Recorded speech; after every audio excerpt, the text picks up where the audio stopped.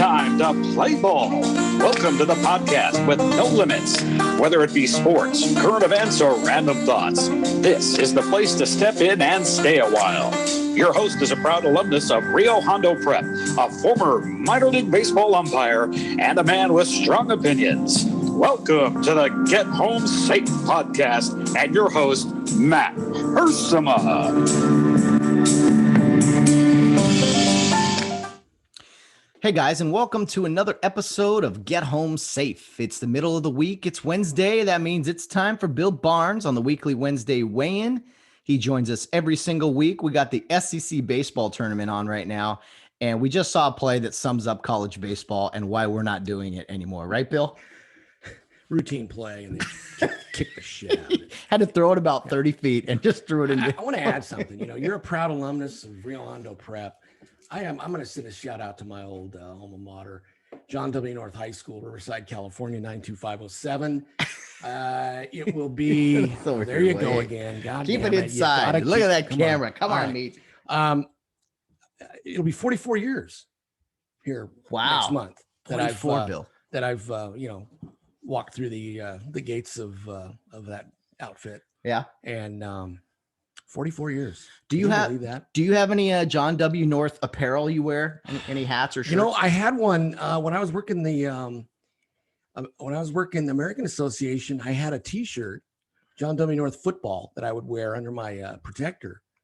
Nice. And I took a picture one night and I sent it to the Alumni Association. The football coach, who they had changed probably 10 times since I've been there, saw it and said, "Hey man, I'm going to send you an updated one." Yeah. And he did. I love it. He did. And I appreciate that. So yeah, I've, you would think, we've had some really renowned folks that have graduated from that school. We had some, professional athletes, I believe a couple politicians. We've got some screenwriters, and we got a whole lot of criminals that went there.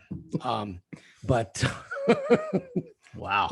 I got to say the good with the bad. So yeah. Okay? So, but I'm not going to mention any names. Oh, okay. That's anyway, good. You can, go to Wikipedia and look up John W. North High School, and you'll see notable alumni. My name is not on there, by the way. Wow. Not yet. We gotta fix that. Yeah. Anyway, we do. Maybe I can go out and, do a mass killing or something. I'd probably get my name in there, which I'm not. I'm kidding, folks. Kidding. I mean, that's not funny. Bill, we're on YouTube now. Come on. I know. They censor funny. everything. That's not funny. I regret that I even said it. Not really, but it's a joke, folks. But anyway. J-O-K-E. Anyway, enough for John W. North. What are we doing today? Well, Bill, on that note, I asked you about apparel and things, and I didn't tell you this before the show, but I have something for you. Oh, courtesy. Oh, no way. Yes, sir. Courtesy of the great establishment, Rio Hondo Prep.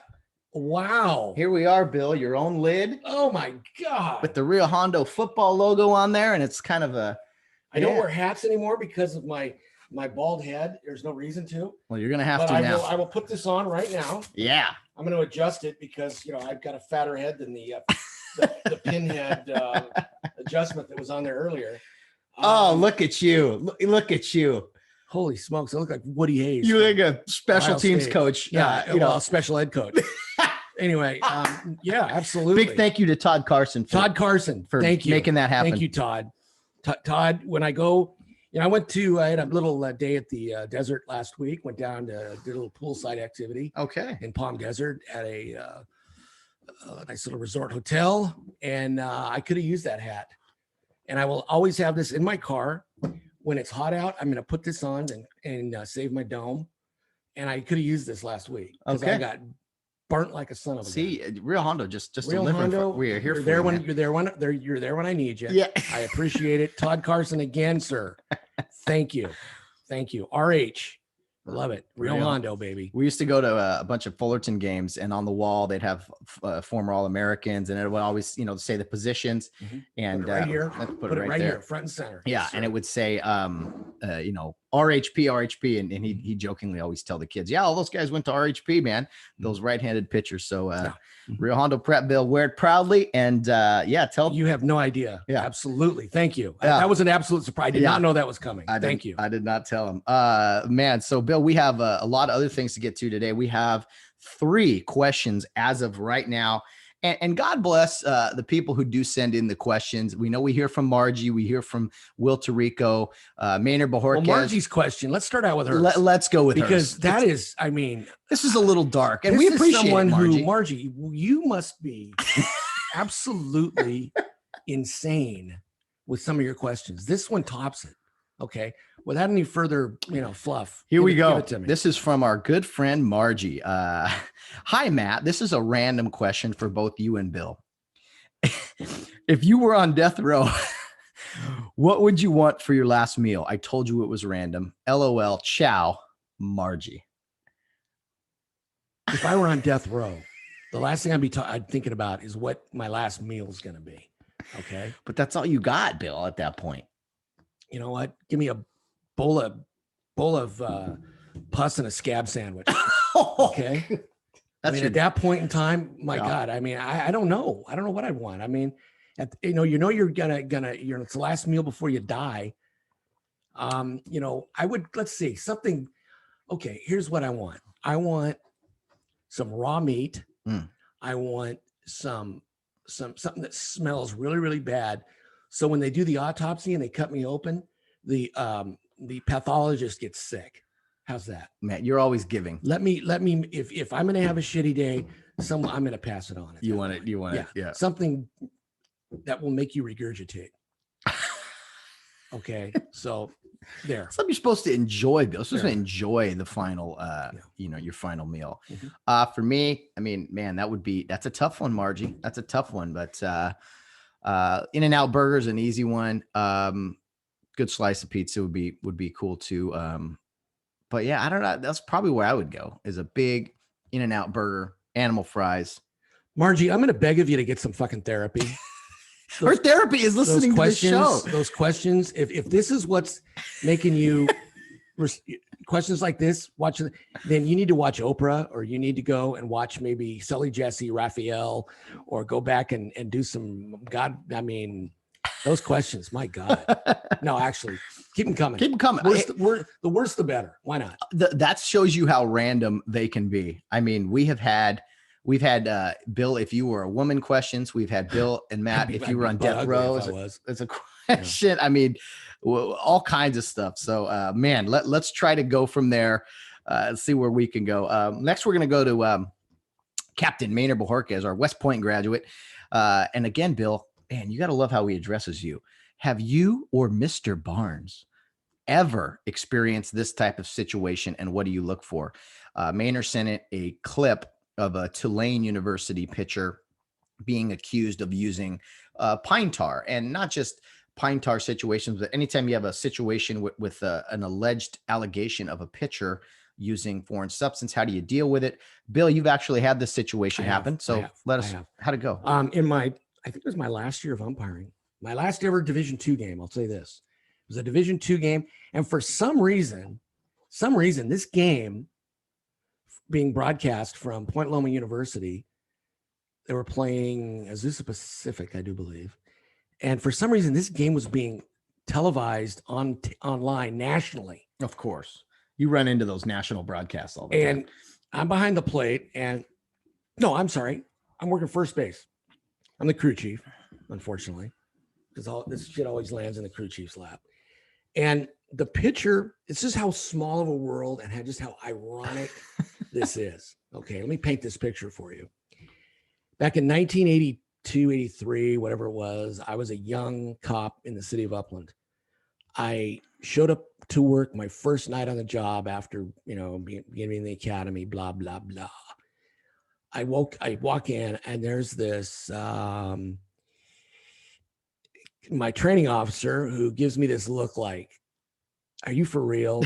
Like, what are you doing here? The old, tough love thing. God bless him. He's a friend to this day, Marty Elliott, who he retired as a lieutenant from Upland PD. This is 20 some years ago, 30 some years ago now. Well, of all the tough love he did for me, the 4 weeks I rode with him, things like not let me go in and eat with the guys, sit in the car and look at the penal code and study. I kind of rolled a stop sign one night driving. He had me pull over. He got out a ticket book. He was going to write me a ticket. He called me, to this day, he calls me Boot. Boot Barnes. I He love calls it. me Boot. You know? Boot. So all the tough, I mean, he, but I got to say, he made me kind of into, made me a tougher, better human being and better cop. So I have to give that to him. But the kid pitching for Point Loma was Stephen Elliott, his son.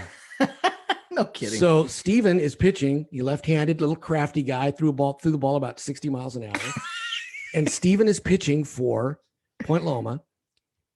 He's shoving the bat right up Azusa Pacific's ass. Yeah. Okay. And finally he had this little spot on the bill of his hat. And coach comes out and he goes to the plate guy, goes, check him. I think there's some foreign substance going on. So of course, as the crew chief, you have to come in and you kind of take over this thing. I looked at it and I'm thinking to myself, for all the bullshit his old man did to me way back in the day, I could really on national TV become a media star, and I could put him in the Pine Tar Illegal Substance Hall of Fame with this. I looked at it. It was dirt. It was no big deal. I said, it's nothing. Let's keep going. So that was the extent of the buildup was a lot better than the actual. Did you tease him on the mound or whatever? Because no. Stephen knows me. Absolutely. Yeah. He knows me. He looks at me and he's got these eyes that are about this big. And he's probably thinking the same thing I am. He goes, oh God, Dad, why this could be paybacks for the old man. And Marty was watching online. Yeah. And I called him after the game. I go, hey, this is your Boot. Guess what? I could have fucked you good, but I didn't. I took the high road, and he's laughing. We're laughing about it. And, and he's telling me, that what the announcers were saying, blah, blah, blah. And, it was kind of a funny thing. And now I will say this, if the substance was in fact illegal, which I don't think Stephen knows how to throw, he's not that sophisticated. Okay. If it was, I would have taken action. I wouldn't have taken a pass on it. Well, of course, got to enforce the rule. Yeah. But it wasn't. And we all, lived to see the next day. And we all had a wonderful time and everything was great. And, I called his dad and we laughed about it. And it was and I guess Marty was telling the story. His wife, Kathy, probably knew the story too. And she was the most nervous one of the bunch. And she's saying, I think Bill's going to get back at you now for this. Look out, here it comes. But no.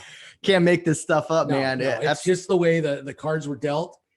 And, but again, back in the early 80s, if someone would have said, guess what, what's going to happen, Bill, down the road?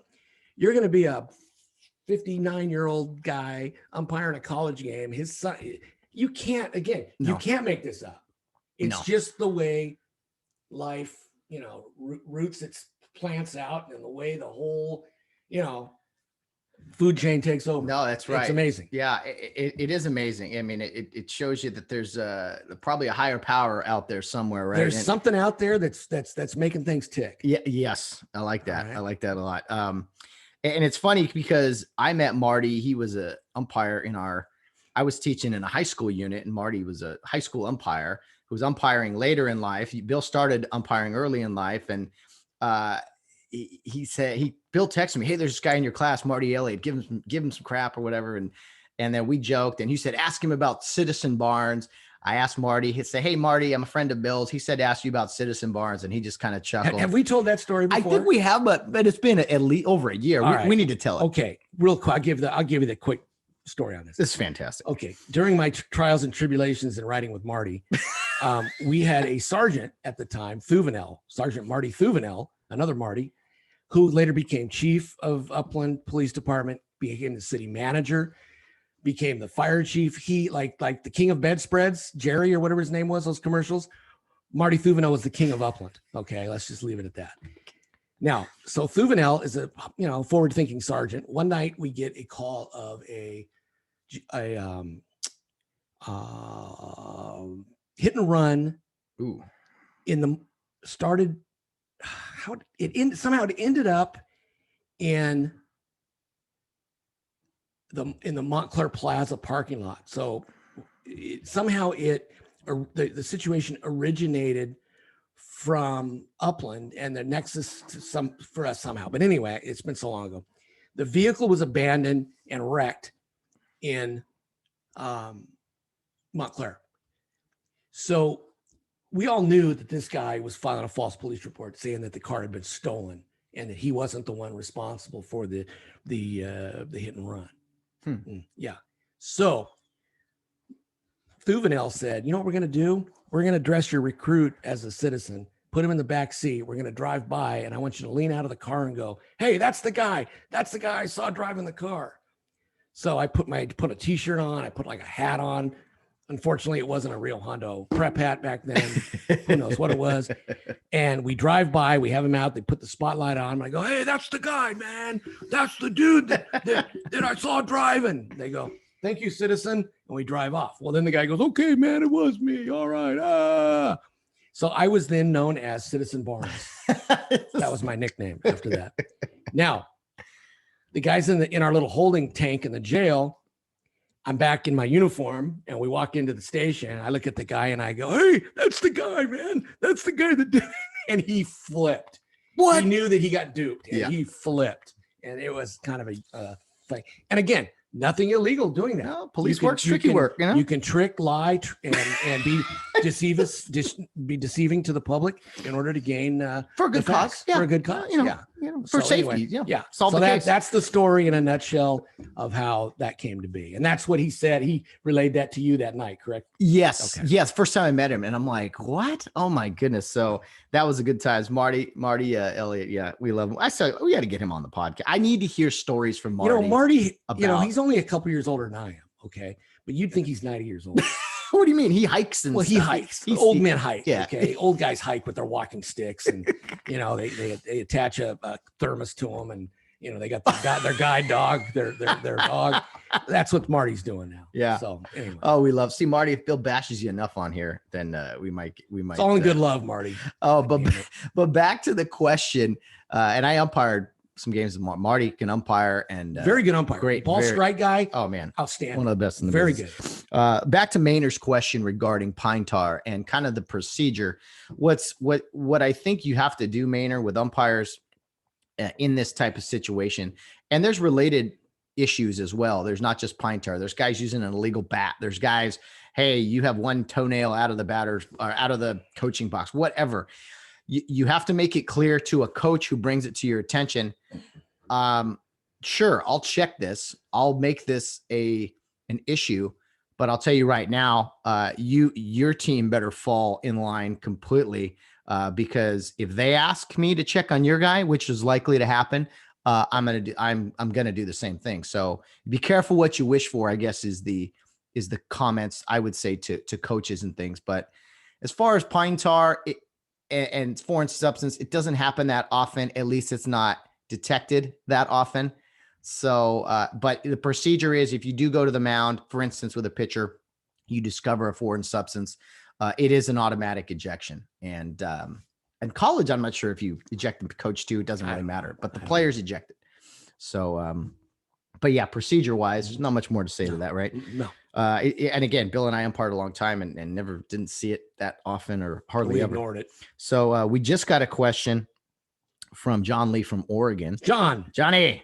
Also umpire related. He says, first off, great interview with Randy from Cal Poly. Did you hear I did. the interview with Randy, by the way? I did. And what I did is I texted him, Randy Benton, and I said, in it. So this is how it ends. And he got a kick out. He laughed and we chatted and it was fantastic. Yeah, I really enjoyed that our conversation with Cal Poly head coach Randy Benton. If you haven't heard it already, go give it a listen on Friday, especially if you love baseball. Okay, question for B2. He calls you B2. I like that. Bill Barnes, Bill Squared, whatever. He says, I don't recall hearing if he played ball back in the day. Is it normal for ex-players to become officials, or do you see non-players becoming officials? Curious what the mix is there. Yes, I played baseball. I played 4 years of high school baseball. My senior year, I was on a team that had two major leaguers, Alvin Davis and a guy named John Hotchkiss, who had a cup of coffee with the Oakland A's. Division I players. We had a pitcher named Rudy Torres who went to the University of Oklahoma. The guy had the best left-handed balk pickoff move I've ever seen in my life. He stuck the bat up everybody's ass. He's a left-handed, good pitcher. We were solid. We had a team that I thought that we should have won the CIF championship. We got to the semifinals and got beat by Mike Witt, former Angel. He beat us 1-0. The game took 1 hour and 6 minutes. Wow. And I'll tell you what, so needless to say, my playing time my senior year was kind of null and void. I was a late inning defensive replacement pinch runner, although my pinch running career came to an end because I went in, long story short, I think I've told the story, correct me if I'm, shut me down if you've heard it, but I went into pinch run late in the game for Alvin Davis. Okay. Wow. The great Seattle Mariner, rookie of the year, 1984 in the major leagues. And we put on a double steal, and yours truly either didn't see the sign or I choked like a 90-year-old trying to eat steak. I don't know what the deal was, but I was out, and I was greeted with some absolute vile, most despicable comments from the coach who I got told things you couldn't say today. Yes, probably. No, he would have been fired. And that's just the way it was back then. So I was pretty much just a late inning defensive replacement. So anyway, yes, I did. And having that time on the bench, you study the game, and most guys that are, dog shit players become really good managers or very good umpires. And in my case, I became a, fairly good umpire. So yes. And then I dabbled a little in college playing, and then mostly umpired and took off from there. And yes, I think having a knowledge of the game, knowing the game, being able to, study the game within the game helps you as an umpire. But there are some good guys that never, played the game that have worked. Yeah. But it depends. But I think it's an absolute advantage to have played the game, just like it would be football, especially basketball. What's interesting, John, is that we mostly we'll talk baseball from a baseball standpoint, but it's relatable in football, basketball too, is, you start out and you might go out there thinking, oh, I can do this as a player. I played baseball before, I can umpire. And you learn real quick that it's different. The things you would watch as a player, or even do as a player, your reactions are different. Sometimes running towards the ball, you're running away from the ball. I mean, looking for the next possible play. So there's things you've got to learn. But I would say, Bill, I don't know how many Major League Baseball umpires played baseball as in like college or beyond. Well, Laz Diaz played in the minor leagues for the A's. Laz was a minor leaguer, played, I think, A-ball. He played with an old buddy of mine, Tommy Copeland, went to Ramona High School, same age as me. Him and Tommy were teammates in the A's organization. And Tommy loved the Mary Jane. And when I teased Laz about it, I said, did you ever see Tommy when he wasn't high? And he just kind of laughed. And Tommy lives in Colorado now, and good state for him. Good state for him to be in. And I'm sure he's he's still him and Mary Jane still have a really good relationship, and God bless him. Wow. So it's not illegal anymore. It's legal. So hey, congratulations, Tommy. Yeah. I'm sure it's done with good purpose. Like when I was in the minor league, for instance, there was a couple of guys who had played AA baseball, were now trying, they wanted to stick around and try the umpiring thing, and had no experience, and they were learning. The nice thing in no experience is you don't have any bad habits. You're learning from the ground up.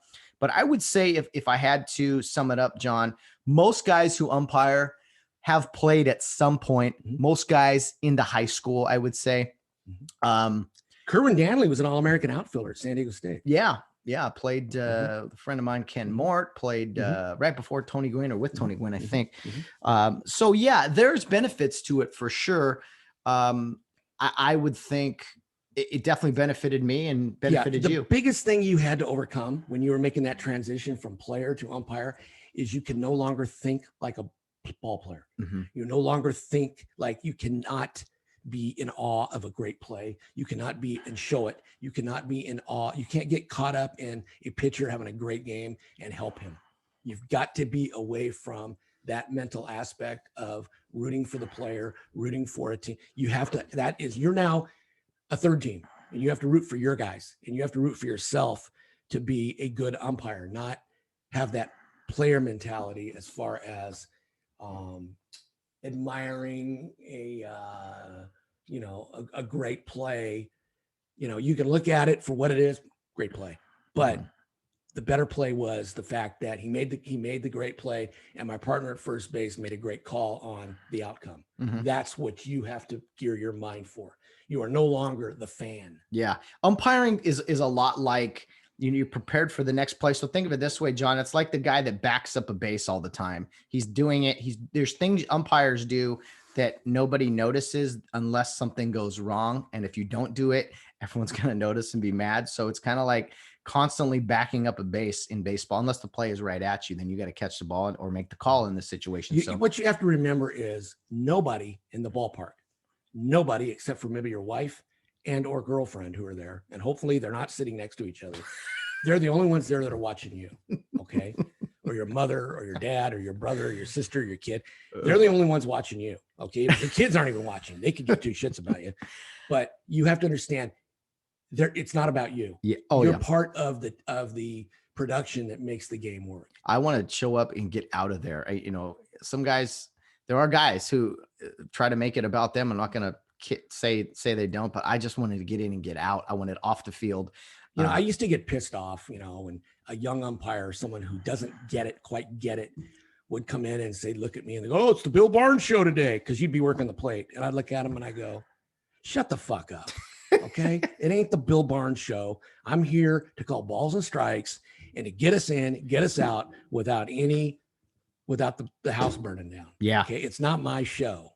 Yeah. It is not my show. Tomorrow when you work the plate, it ain't going to be your show either. Yeah. Okay. Your only show is Wednesdays here at the Get Home Safe podcast, right? Yeah. So great question, John. Really good question. Because guys who coach, guys who play, go into coaching, but not all coaches were playing. It's I would say majority though guys who umpire eventually at some point played baseball. Yes. But yeah, your mindset does change definitely. Okay, Bill. Another question from Coach Tarico. Will. Fan favorite. Will from the high desert. No. Will's not in the high I desert. thought he was. Kevin's is in the high Oh desert. God damn! I'm my apologies. Kev- Where does Will live? Will, he's from Covina. I think he's over that way. Okay, wherever you're at, Will from Points Unknown.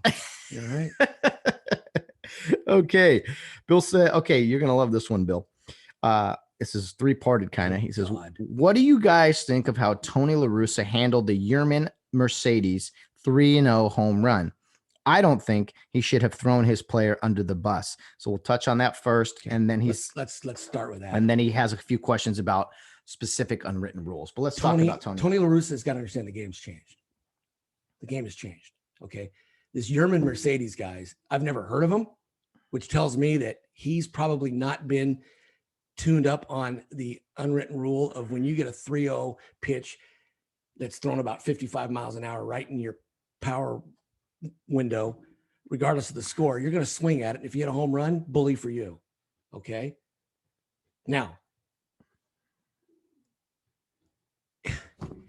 I think if you had 10 opinions of guys that have been in the game for a long time, you're going to get 5 on this hand, 5 on this hand that say, I have no problem with it. 5 are going to say, well, it's kind of bullshit.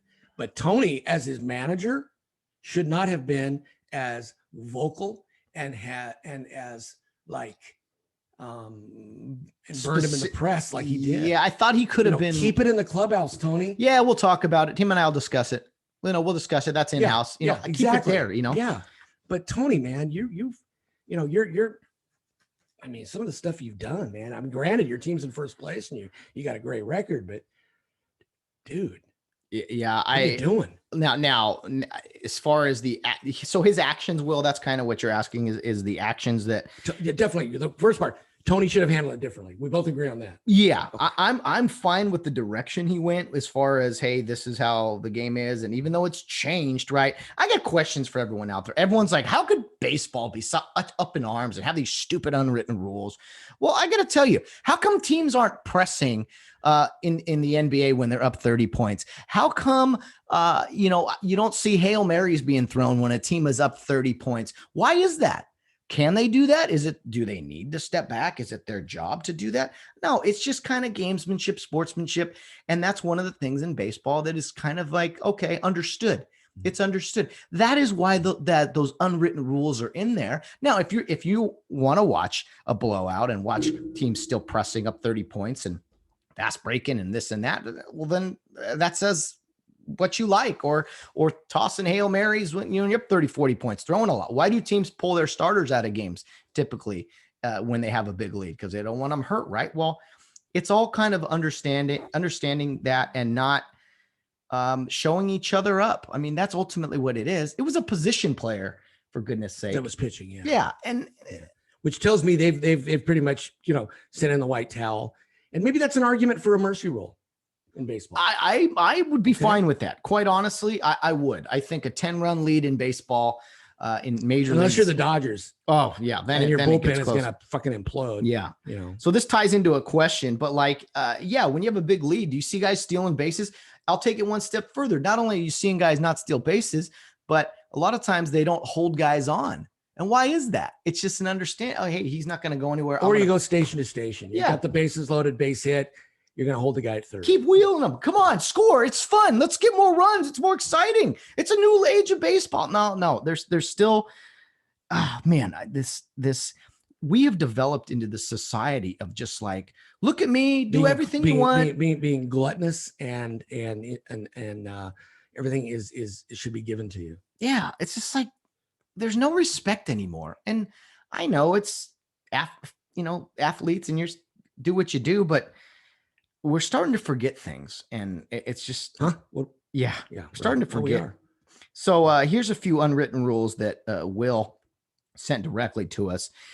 Don't swing at the first pitch after the pitcher has allowed back-to-back home runs. I'm honestly fine with that one. I don't quite understand Unless that you're one. down a run still and you need that third run. Yeah. And he throws you a dick high fastball that you could hit 480 feet. Yeah. If you play to win the game. Yeah. If you're up by 10 runs or something, maybe, but I'm not totally fine on that one. This is a good one. Don't bunt during a no-hitter. What are your thoughts on that? I have thoughts. It's 0-0 or 1-0 or 1-0. Yep. And you've somehow, there's been a walk, a stolen base, an infield ground out, and it's in the bottom of the 8th inning and you want to tie the game. You got to get on, find a way. Yeah. And you're still being no hit and you squeeze bunt. Yeah. Either way, you got to try to win the game. Yeah. And bunting is the same thing as hitting a ground ball up the middle. It's 8-0. Correct. And it's the top of the 9th with one out and you're being no hit and you try to drag bunt with the first baseman playing back. That's bush league. That's weak. Yeah. That's bush league. Mm-hmm. Okay. Situational. That's a situational question. I've given you the Reader's Digest, Digest version of the acceptable versus the non-acceptable. Mm-hmm. So yeah, I got no problem breaking it up no hitter. I would say if it is 4 runs or less, because you want to get on, get in that grand slam range. Anything more than that, late. Now it's funny. A guy will break up a no hitter with a bunt in like the 2nd or 3rd inning. No one thinks twice about it, right? But it's later in the game, probably after 5 innings. But here's the thing. I don't think we have to worry about that anymore because we know big leaguers can't bunt. No, it's a loss. Ridiculous. Okay. And then the final question, don't steal bases when behind by a large margin. Well, we just talked about that a little bit. If a team is ahead by a lot, they're not even going to hold guys on.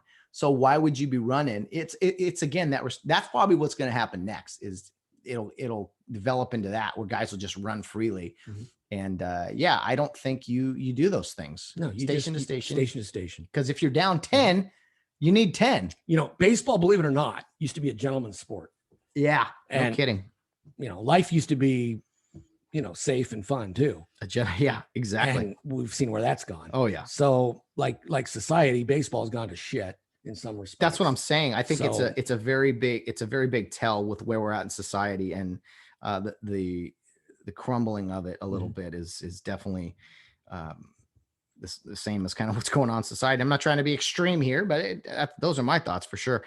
Guys, great questions. Thank you so much. For you, Margie. We got death row questions. We got God. I thought Suge Knight was in the house. Death row. Come on. Suge Knight. Good Lord. Wow. Man alive, Bill. Before we get to a serious topic, I know you want to touch on, we do have some more baseball news that I want to continue with. First of all, the great Joe West. Those of you, the Cowboy Joe, some of you may hate him. I love Joe. Been around a long time. Last night on Monday in Chicago with Tony La Russa watching in the dugout, St. Louis at Chicago White Sox. Joe West tied the all-time games worked record, tied Bill Clem with 5,376 games, 75 games worked. Tonight, Tuesday night, Joe West is going to work 5,376th game, surpassing the great Bill Clem. Joe West will be on the plate in Chicago, the White Sox, and it's been talked about a long time, but Cowboy Joe, Bill, is finally going to be the all-time leader in games worked as of Tuesday night. Congratulations to Joe, man. He's been around, like I said, I think I said in the pre-show, if you were watching that, he's been umpiring professional baseball at the major league level since I was in high school. Okay. Wow. 44 years, next week will be, next month, 44 years since so I think it's 76 was his first year in the major leagues. That's 45 years. Oh, that's 45 years of calling balls and strikes and lugging around the ball bags. And, congratulations, man. That's a lot. Some people say, yeah, Joe's a control freak. It's all about him. Yeah. Great. But you still got to throw some congratulations his way for enduring the game, enduring it that long, plane rides, all the rigors of the ins and outs of the travel. The game has changed over those 45 years, and he's stayed right there with it. 6 World Series worked. He'll probably will have another one under his belt here soon.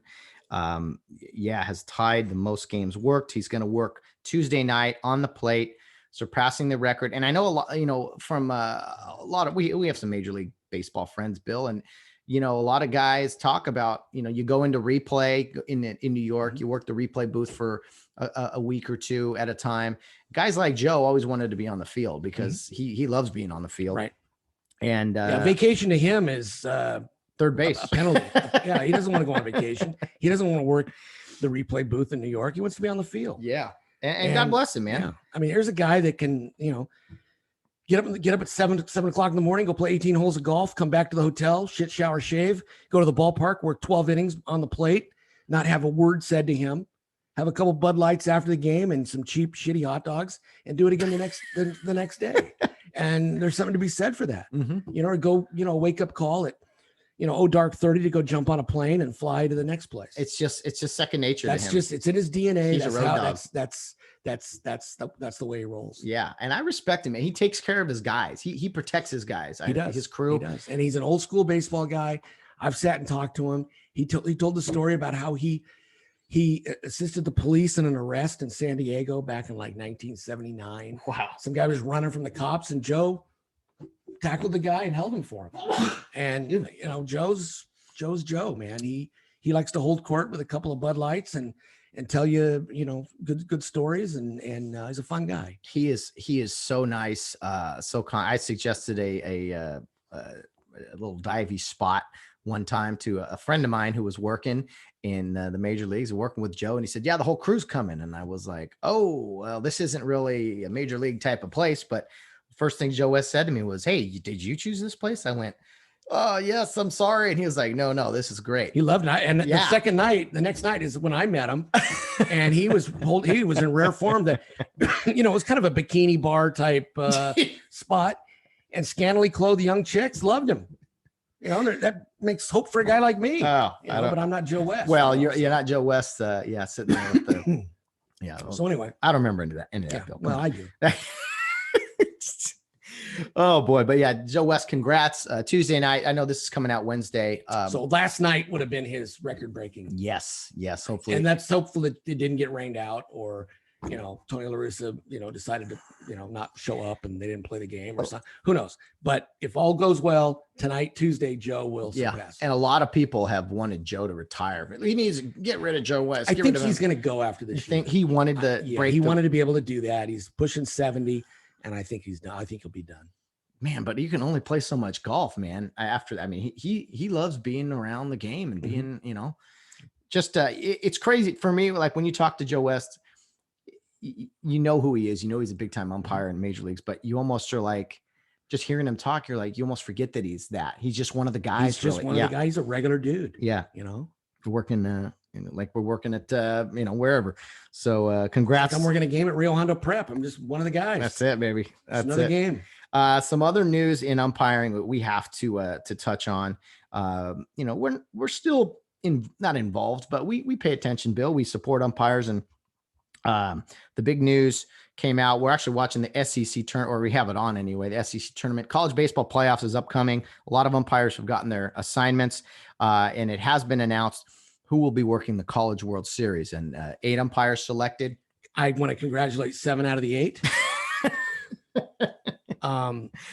for their appointment and selection. Outstanding.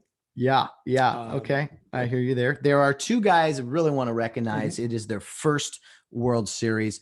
Absolutely well-deserved. And that is Ramon Armendariz and Jeff Macias working there and guys who are out here on the West Coast. Jeff's in Arizona, I believe. And Ramon is Rambo's in beautiful Inglewood, California, a graduate of Santa Monica High School, a friend of mine who I've spent, a couple evenings with on occasions, and just a great, great human being. And I'm very happy for his nickname is Rambo. I'm very happy for Rambo. Outstanding achievement. He had Major League Baseball time. Yeah. He was an up and down guy and had big league experience, and it shows. He's just a great guy, and all the best to him. He will do a fantastic job in Omaha, as will Jeff. Yes. Macias. Jeff was AAA guy, right? Yeah. Yeah. Jeff, outstanding umpire. Great job. Level head, just like Rambo. Congratulations. The 2 new additions to the crew this year. Solid choices. Macias probably has the best sideburns in baseball, would you say? His nickname, he's a big Elvis fan, and it shows. Ramon is just the most humble guy ever, and you would never know he's been where he's been. He's just so helpful, funny, likable guy, good family guy. Has a young son now, about 4 or 5. Down there in the LA area. He's got his own transportation company, doing very good. I actually worked for him. I'm not going to go into detail what happened one night, but I worked for him. That's right. During the 17 World Series. Or was it the 18? 18. And I was lucky enough to drive for him, and great guy to be around, great guy to be with, as is Jeff. And congratulations to both of you guys. I spent some time with Jeff down in, I think it was either Manhattan Beach or Redondo. He was there to work at UCLA or USC. I was working at LMU. We got together one night and had some, we studied the penal code, or studied the penal code. studied the rule book and shared some apple cider and had a wonderful time. Outstanding. So, yes. Great selection, guys. You'll do fine. Yeah, we'll be watching for sure. And 6 of the 8 guys are West Coast guys. You have 2 crew chiefs in the World Series, or a crew chief and assistant. Both of those guys, West Coast guys. So no one watches baseball to watch the umpires, but Bill and I will be watching for sure. Checking out those guys in the middle of June middle of June. And the College World Series, Bill, will be at 100% capacity. None of this limited stuff. Outstanding. Way to as go. It should be. I hope the umpires are able to be maskless, not have to wear the face coverings, because, there's a big protocol this year with that. You get tested before every game. Hopefully, they've been vaccinated or they're immune from it, whatever the case may be. And do it. Let's do it right. Yeah. I mean, it's going to be a kind of like a bubble, I guess, one site. So, you're to and from the hotel. You're going to tell me you're going to keep Jeff Hendricks in a bubble. Come on. Let's not get stupid. Yeah. Jeff will be out partying, doing his thing, working the games. And God bless him, Jeff. You go every year. I don't know how you do it. Well, he's from Nebraska, right? Right. So he goes there. Jeff is he's the resident umpire in chief, even though he's not.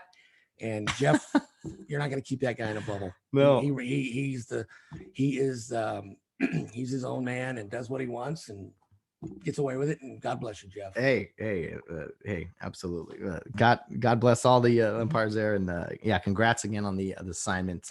We got Katzenmeyer, great guy. Trav, Mattingly from Arizona, Katzenmeyer, Arizona. Macias, Arizona. You know, where are we going with this? Ramon is a SoCal guy. A couple. There's a Michigan and Michigan guy. 2 Michigan guys. Again, Perry Costello. He's got a permanent locker there. He's on a permanent thread to Omaha. Mike Morris, who's becoming a guy that goes there a lot. Yeah. Have we missed anybody? I don't know, Bill. And if we have, tough shit. We're not gonna mention him.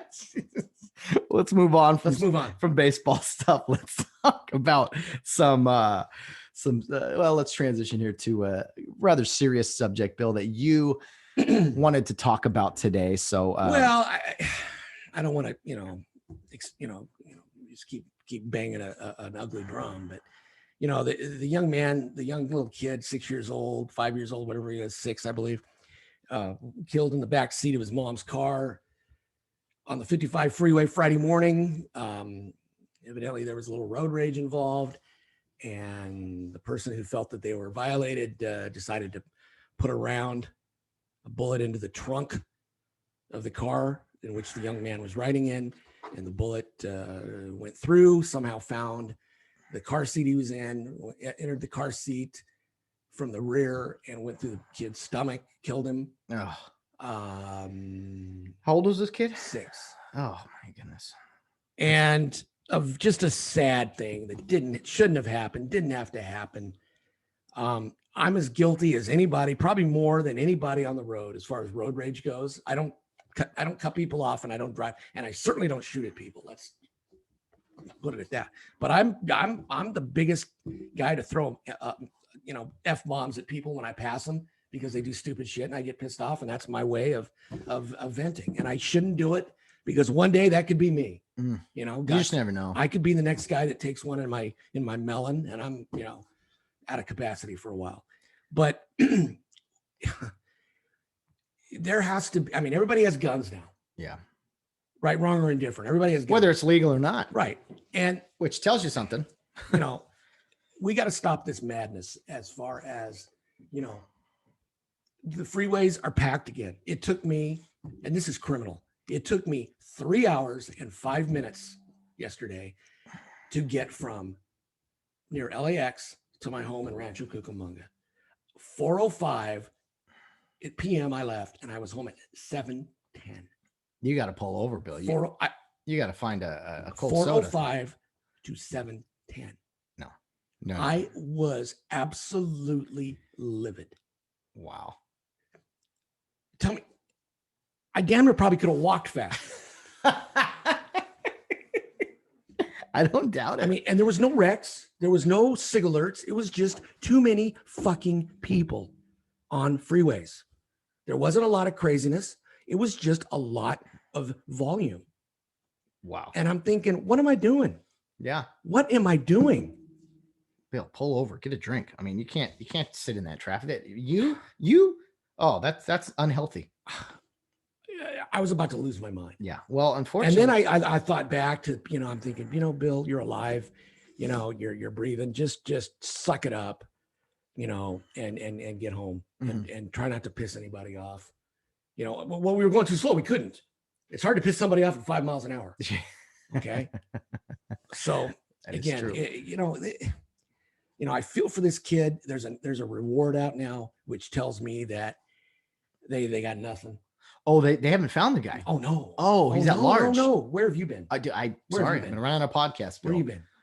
Holy smokes. I can't believe you haven't heard this. Anyway, no, the shots came from what they're describing as a white VW Jetta station wagon. I didn't know they made such a thing. Oh, wow. But with all the Caltrans cameras at off ramps, cameras from dash cams on vehicles, both going north and south, I'm hoping something is going to break loose and a car can be identified, and then identify who the drivers are, passengers are from there.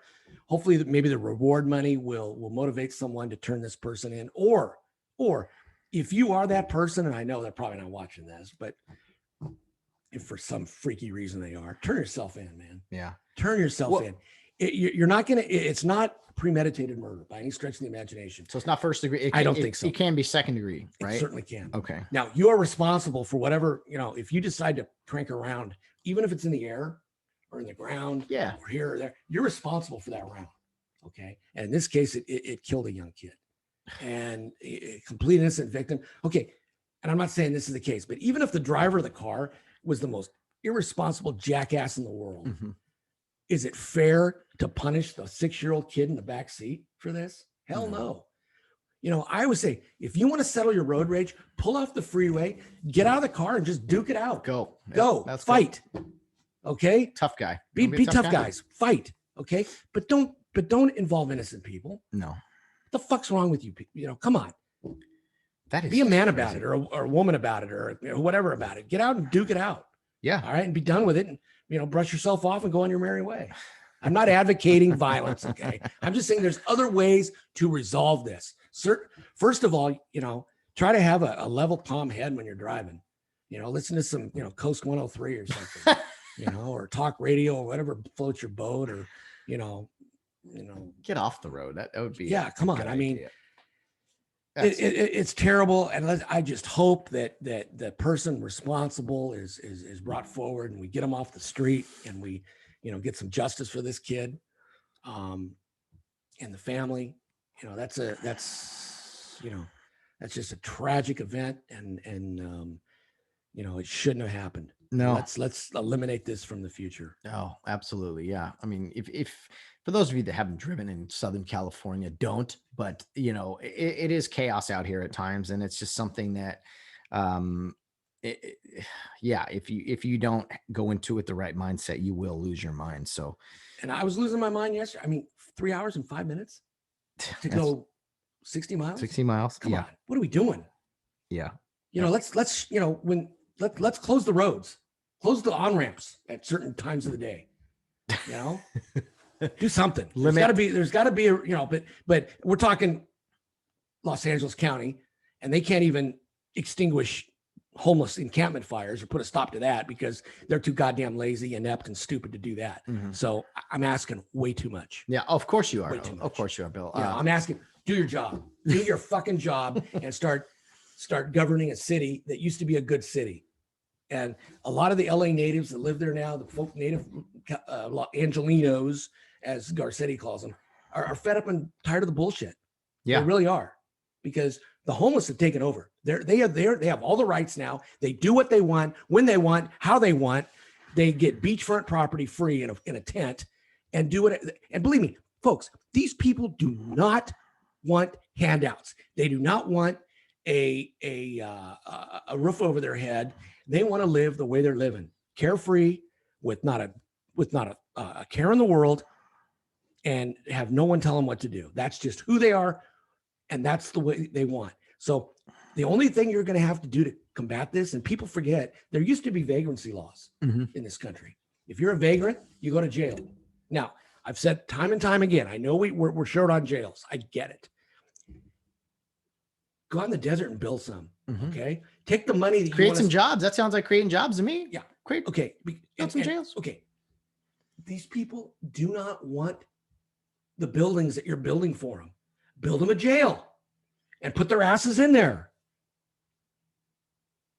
Maybe a jail without bars, or you want, yeah. I don't give a shit. Bars, nowhere. Put them somewhere. Get them away from me. Okay. When I walk on the beach, even Newport now. Okay. I'm being harassed by these goddamn bums. I don't want that. I'm a tax-paying, good fucking citizen here. Okay. All right. I don't want to be bothered by these fuckers. I don't. I'm tired of it. Yeah. Okay. You know, it's like, I mean, I feel bad. One time I screwed with a homeless guy. It was Christmas Day. I had my young kids with me and my wife at the time. Oh boy. And I drove by this guy, and he was in a Lucky's store parking lot. I go, hey pal. I go, it's Christmas. How would you like a couple bucks? How about a couple bucks? And he turns around, he goes, I'm broke, or I'd give you some. And I drove off. That's a good one. Yeah, that's a a warped mind. That's a homeless Bill Barnes guy. And I was, chastised by my children. I was chastised by my wife, and I was called everything but I was told everything but Merry Christmas.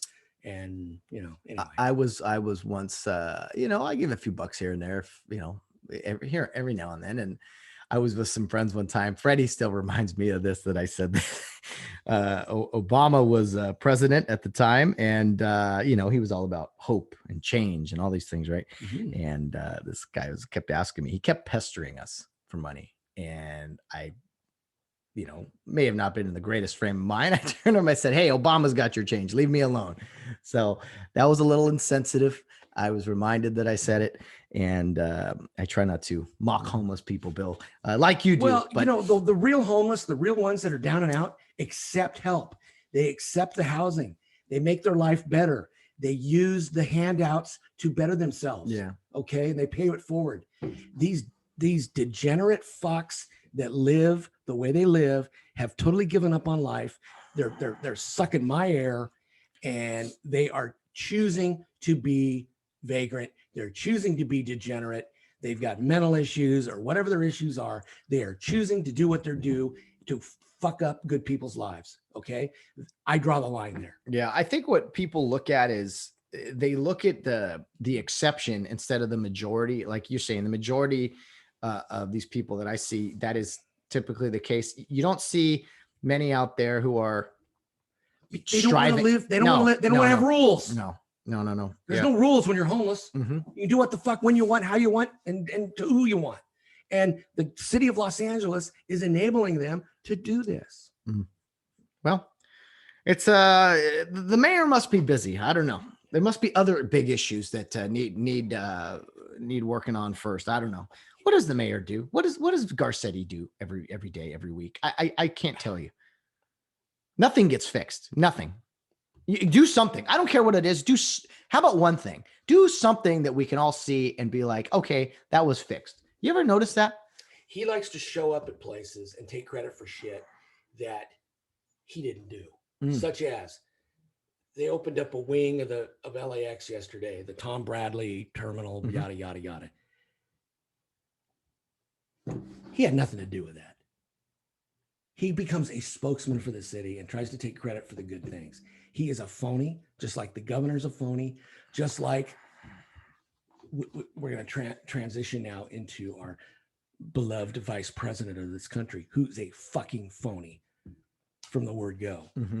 I think now people across the board have gotten their fill of one Miss Kamala Harris. Okay. She is an empty suit. An empty suit. She's got an empty head. She college graduate, law degree. Okay. We all know there's a bunch of goofball lawyers out there that pass the bar. Okay. She probably cheated. No doubt in my mind, because, she's had sponsors in her life.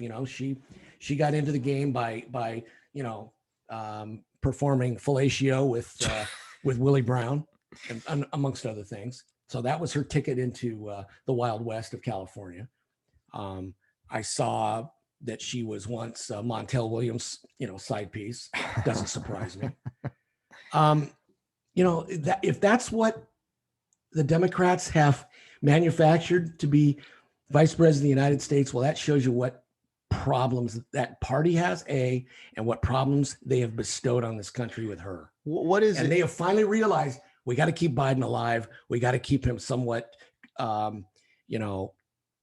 conscious, because she's next, and we do not want her. What makes you say that? Because we alleged for a long time that was kind of the plan. Biden would be pushed out and she would take the reins. What is making you kind of change your thought? She was put in charge of the border crisis and has done nothing. Does she know where the border is? Has she gone down there? Maybe she has now. It took a while. I don't know. I don't know. I don't think she really knows what's up. It's incredible, how inept she is. She's asked serious questions and she laughs. That's her way of dealing with it, because she can't answer the question, because she doesn't have the mental makeup to do it. She's a zero. She's a empty skull. Do you have a recent example besides the border or something you heard? I mean, you're saying they're kind of hiding her now. She's because quite honestly, I don't think as far as vice presidents, you don't need them around, really. No, really, you don't. And no longer do you see her standing in her pantsuit behind Biden anymore at when he's out at the mic. You no longer see her in the same geographic area that he's at. They're not traveling together anymore. He's making appearances without her, and they're starting to put her in the back seat a little bit because they finally realize this gal is just an empty suit. Yeah. And I mean, granted, back in the day, maybe when she was up and coming and using her position and her, sultriness to get ahead, you probably had a lot of takers.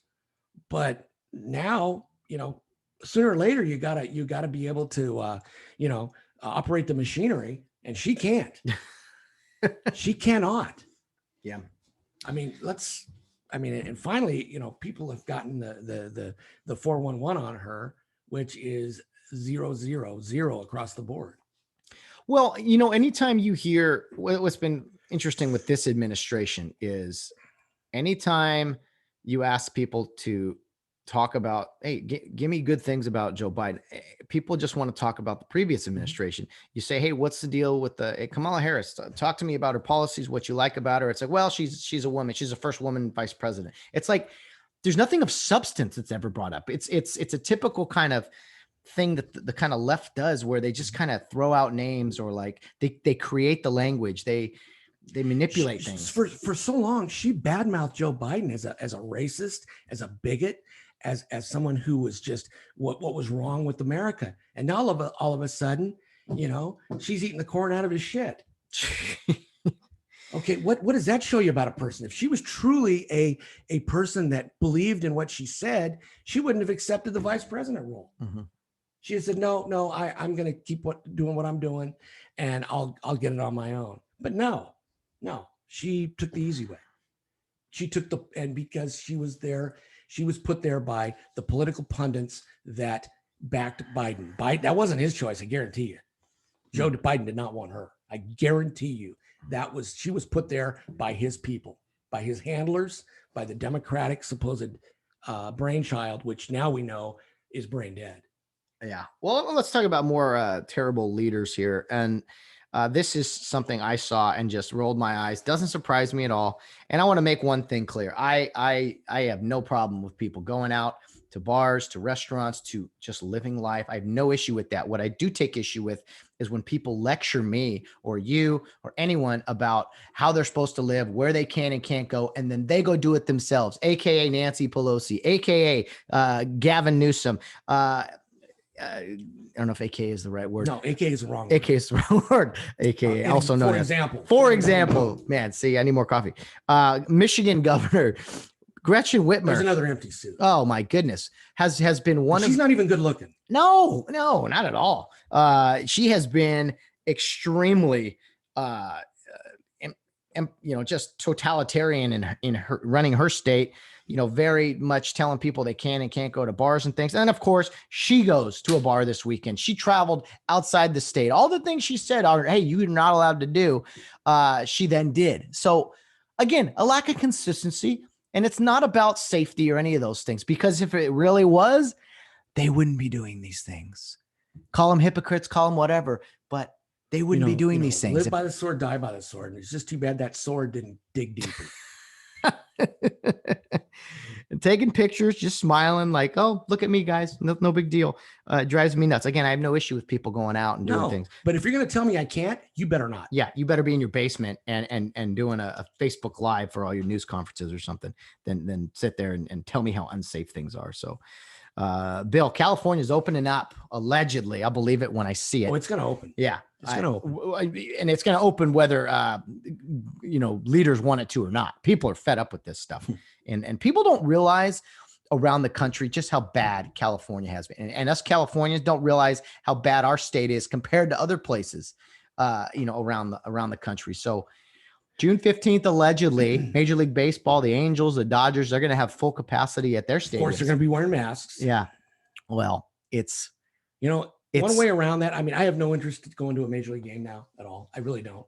I don't get the baseball's a bad product right now. I don't care to go and watch a game. But if I was, guess what? I would have a empty beer can in my hand. The mask would be off. And if somebody gave me, I'd say I'm drinking. Yeah. You know, or maybe have a full beer can. I don't Yeah. know. Get another But one. I'd have something there. I'd have my prop, and I would not be wearing that fucking mask. No. Well, I think like a lot of places, allegedly, they're saying if you don't, no mask mandates. If Okay. you know, Yeah. but I have a very, very dear friend in Sierra Madre. My good friend Mia tells me she'll believe it when she sees it. We have a bet going. I told her, I said, the masks are slowly going to come off June 15th. She goes, no, they're not. No way. People are too, Okay.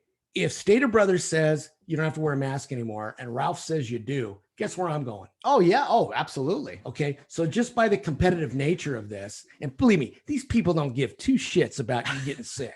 All right. They want you to go in there and buy their product. Mhm. They will eliminate the rule. I think it would be a great experiment to see, hey, who's gonna not have masks and who isn't. I think if you want to wear a mask and stay in your basement forever, do it. That is your God-given right. Because I don't want to see those kind of people. All right. I don't want you to get in my way. Stay the fuck home. Mm-hmm. Keep your mask on. Drive it in your car with nobody in the car. Do it. Do it, please. Dress like a goddamn mummy for all I care. I don't care. Whatever knocks your socks off, do it. But don't expect me to live your ludicrous lifestyle. Mm-hmm. Yeah, you're right. I mean, it is crazy. It's not like all these different states, and you look around and it's like, some people want to be afraid. You want to be terrified. Some people will wear the mask forever, and go right ahead. As Bill just said, go right ahead. It's totally fine. But this whole mandate, this whole crippling of the economy and things, it has to stop. I mean, people need to go about their lives. And, I went to a place on Sunday, Bill, stopped in real quick, and, people, I don't know, it was the big sign on the wall said, this is a peaceful protest for all local businesses. Mm-hmm. And no masks were in there. Right. People, it looked normal. If all these social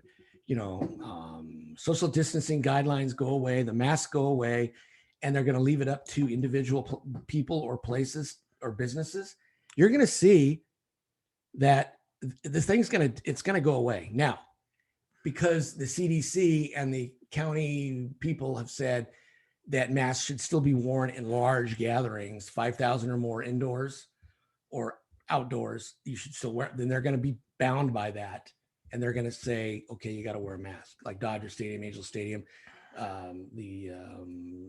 sports arenas in LA and whatever. You're still going to have to do that. And I guess they're still going to make you either show proof of a vaccine or proof that you've been tested to enter the arena. I don't think that's going to, I mean, the whole vaccine proof. I mean, that's where I heard, mask mandates. Hey, if you've been vaccinated, no mask required, but you're not going to check for vaccination. So we'll see. Slippery slope. I see this whole thing within 2 or 3 weeks at the most after June 15th. I think by July 4th, we're going to be right back to the way America used to be as far as celebrating those.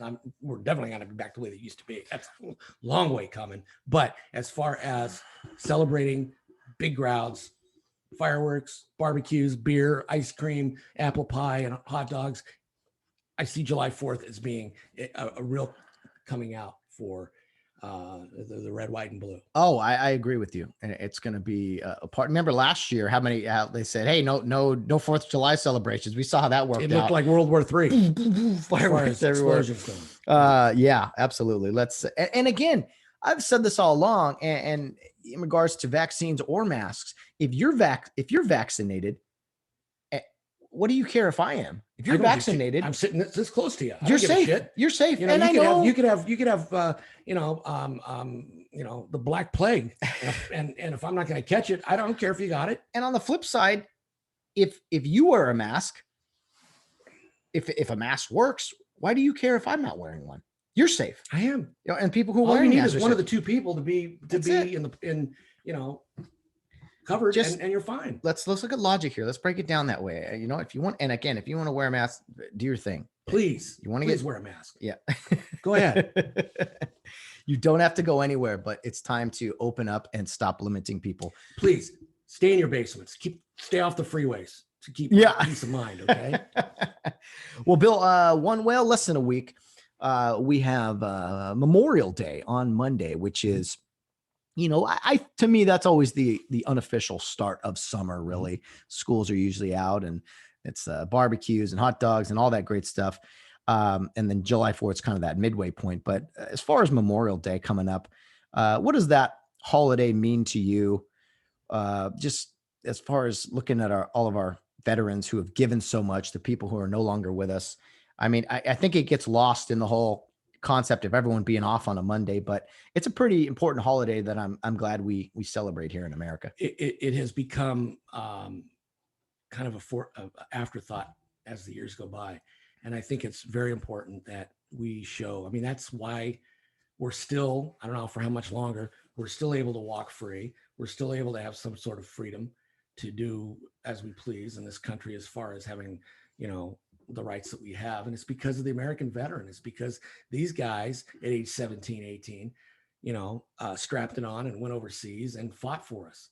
I can't for the life of me see that ever happening with 17 and 18-year-olds we have now. My God, you'd have to have some mother to change their diaper for them. Yeah. And put a bottle in their fucking mouth. There are some kids that do it, but to have a big bulk of people like that, there's no way here in America today. Oh my goodness. No, we've all got a bunch of, you know, LeBron Jameses where you're little bitches and, you know, you can't stand up and be proud of your country and be proud of you know, what you're going to make it. You know, everybody has been given, you've got this sense of entitlement given to you. And LeBron can't help it. Ever since he was 17 years old, he had this He's been worshipped. Yeah. He's been worshipped. That's why when he violated the league's policy the other night on the COVID protocol. Oh yeah. Hey, what happened? Nobody's going to touch him. Like Charles Barkley said, the NBA is afraid of him. You know, and I love Chuck, man. Chuck's great. Chuck says, we want to have a whiskey with Chuck sometime. I would drink lemonade with him, whatever he wants, and just to talk to him and just see that side of him that tells it like it is. Yeah. You know, he's you know, and he's right. The NBA, they're you know, David Silver's afraid of Adam. Is it Adam Silver? Adam Silver. David Stern was the Adam Silver. You know, the Skeletor looking guy. Looks like he could be Barbara Ferrer's son from the doctor from the fake doctor from LA. But anyway, or husband or brother or whatever, you know, he's, you know, LeBron runs that league. Mm-hmm. LeBron is, you know, he's above it all. He's got some Purple Hearts to his name too. He has taken some, you know, here's the my goodness. He twisted his ankle the other night. And he was on the deck for 80 seconds. Yeah. Okay. You know, squirming around like a little bitch. Kevin Pillar. Oh yeah. Gets hit in the nose and the face and breaks his orbital bones and by fastball starts bleeding from a 94-mile-an-hour fastball to the face. He's on the deck for 15 seconds and gets up and walks it off. So, you know what, LeBron, you're a bitch and you need to stand up one of these days. Toughen up, for goodness sake. I mean, big, bad, tough guy. And you know what? You really. Several people that have a set of testicles on them, unlike yourself, have called you out and you have not responded. No, because you don't have to. Well, he's got a media worshiping him. Blow your mouth off and not have to, you know, be held accountable. Mm-hmm. Do things that other players in the league can't do, and you're not held accountable. You know. So I finished a great book last night, Bill. It's from Clay Travis. He's Fox Sports Radio. He's all over the internet. Great guy. Great.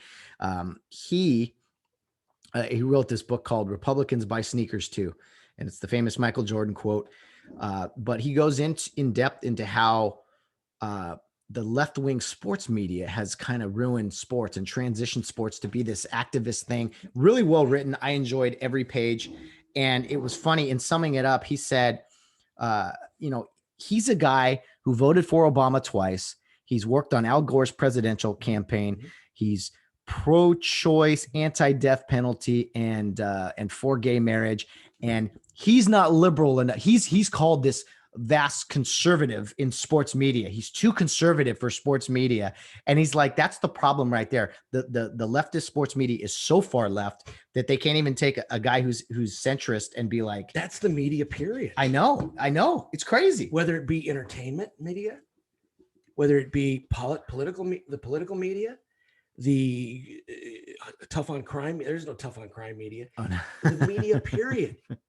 The media period wants us to be, marching the goose step to the Russians.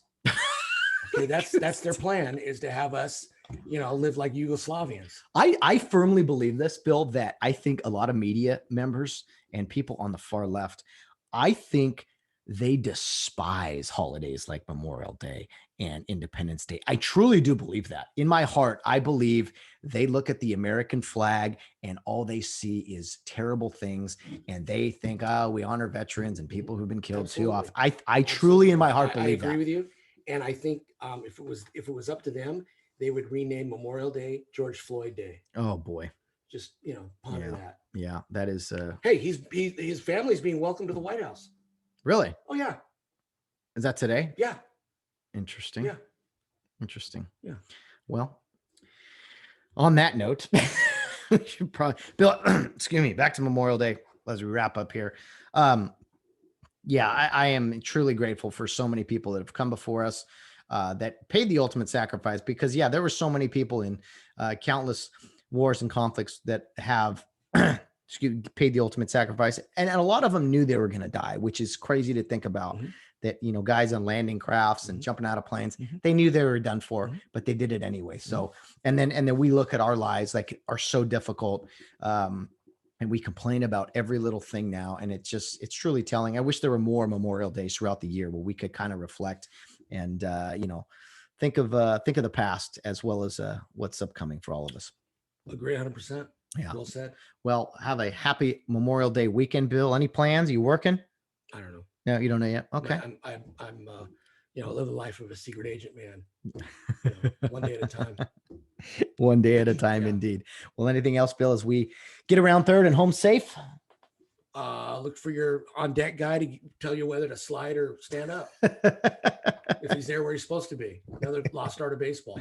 I don't see on deck guys doing that anymore. Well, that requires like thinking and effort. You can't expect both of those. Yeah. That's why baseball is a bad product now. Yeah. Little shit like that. It's no longer. It's all about, who can hit the ball farthest, how many no hitters we can get. Celebrate, bat flip. Personal accolades. Personal. How about a team aspect? What a team? Team? I know it's a team. No. It's about as individual as it comes. So, Bill, great show today. I really enjoyed it. A lot of baseball talk, a lot of other stuff going on, and again, congratulations to 7 out of the 8 college umpires, World Series umpires that are have been selected. Did we get everybody? Let's see. Oh boy, let's see. Let's do it one more time just to make sure we've congratulated all 7. Mike Morris, Jeff Henricks, Travis Katzenmeyer, Steve Mattingly, Ramon Armendariz Rambo, and Jeff Macias. And you got Katz, you got Katz, Henricks. Our friend from Michigan. Our friend of your friend. You Perry. I've worked Perry with Costello. Perry Costello worked with before. 7 guys. Congratulations. Congratulations, guys. Well deserved. A lot of you have been there once or twice or 3 or 4 or 5 times. God bless you. For those of you, Jeff and Rambo, for your first one, have fun, enjoy, get them right, and well deserved. And Joe West, congrats, man. Congrats Bill, you, can you imagine working 5,376 baseball games? I can't imagine doing 5,376 times doing anything. Oh, that is nuts, man. I mean, come on, Joe. It's in your DNA, man. Keep shoving. Keep shoving. Work some more. Work to your 80. Yeah, I love it. Let's get 6,000. Let's go, Joe. Yeah. All right, guys. Thanks for listening to this edition of the Get Home Safe podcast, the weekly Wednesday weigh-in. We will look forward to chatting with you again next week. Adios.